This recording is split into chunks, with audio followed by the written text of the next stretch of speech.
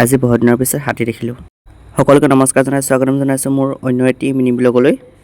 অন্য দিনৰ দৰে আজিও কলেজলৈ বুলি ওলাই গৈছোঁ আৰু পিছে আজি মোৰ লগত এই লগৰজন যাব।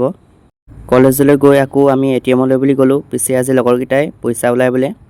পইচা ওলোৱাৰ কাৰণটো হৈছে আমাৰ কলেজত ফৰ্ম ফিল আপ হৈ আছে, সেইবাবে দেখিছে নহয় ইহঁতি ইমান পইচা ওলাই ল'লে। চবৰ হাততে পইচা। পিছে দেখিছে নহয় বতৰটো আজি ইমান ডাঙৰকৈ ৰ'দ ওলাইছে। তাৰপিছত আকৌ আহিলে ইহঁতি কিতাপ ল'বৰ বাবে। মেজৰ কিতাপ লোৱা নাই বাবে সেইবাবে মেজৰ কিতাপ ল'বলৈ আহিলে।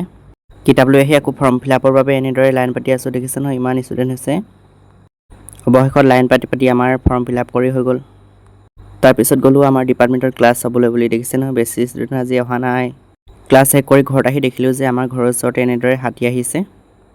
ভাবিলোঁ আপোনালোকক অলপ দেখুওৱা, সেইবাবে ভিডিঅ' কৰি দেখাই দিছোঁ আৰু। আকৌ ৰাতিৰ সময়ত খুৰাৰ লগত গ'লোঁ মাংস আনিবলৈ বুলি দোকানত।